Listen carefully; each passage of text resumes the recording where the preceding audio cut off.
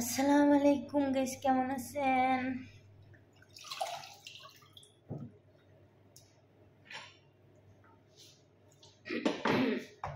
আশা করি আলহামদুলিল্লাহ সবাই ভালো আছেন।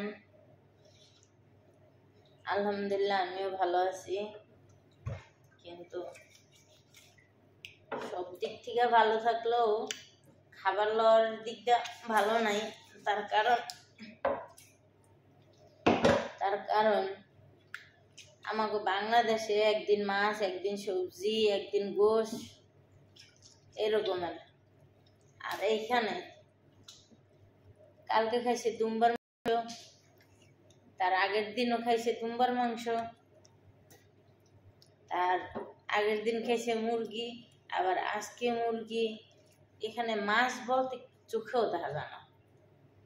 ঠিক আছে, তাও যদি মাসের মধ্যে যদি একদিন মাছ খায়, তাও যদি কেনা থাকে মাছ তো রান্না করে।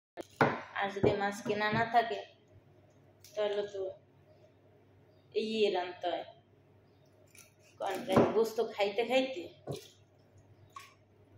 কি কম। আমাকে দেশে একটা কথা আছে যে ফার্ম খাইতে খাইতে ফার্ম হইয়া যায়। ঠিক আছে, তো সেই কথাটারে আমি বিশ্বাস করি যে ফার্ম খাইতে খাইতে ফার্ম হইয়া যায়। তাহলে ওরা গায়ের ওজন একটা রইবে 150 কেজি, 120 কেজি। হ্যাঁ, এরপরও যদি ওরা যদি এত ফার্ম খায়, এত গোস্ত খায়, বলেন তো। মাঝে মধ্যে আমি যদি মার্কেটে যাই, মার্কেটে গেলে ধরেন আমি কিছু কিছু সবজি কিনি বাংলাদেশি, যেটা আমি রান্না করি। তো ওইটা ট্রাই করবে, আগে ট্রাই করবে। যদি ওদের ভালো লাগে তো একটু খাইবে, যদি ভালো না লাগে তো খাইবে না। কারণ কথা আছে না যে এক দেশের গালি আর এক দেশের বুলি, তো সেইটাই সত্যি। আমাদের দেশের তরকারি নাকের তলতে মুখে যায় না।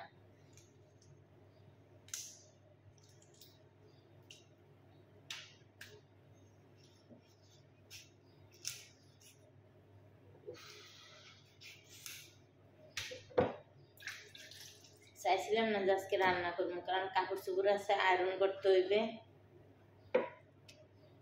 তো বলতেছে যে না, মুরগির তরকারি মুরগির তরকারি, সাদা ভাত, কিছু করার নাই।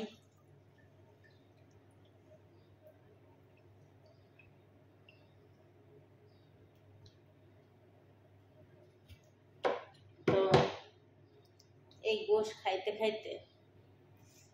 মনে চায় না, তারপর না খাইয়া উপায় নেই। কি করবো কয় নাম হারা।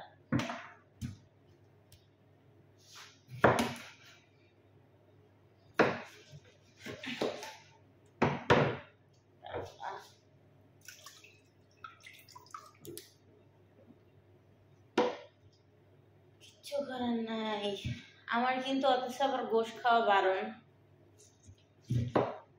তার কারণ হয়তো যারা আমার ভিডিও দেখছেন তারা জানেন যে আমার গোশ খাওয়া বারণ।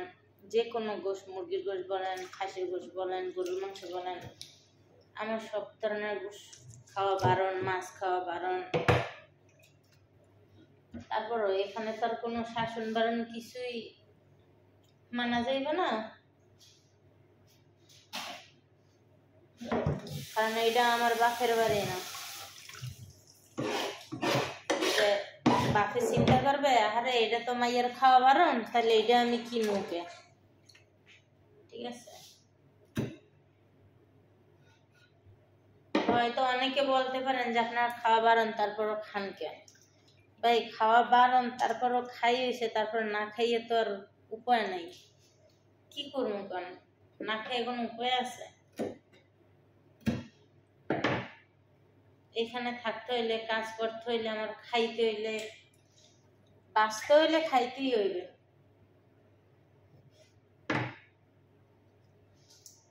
এইটাই নিয়তি।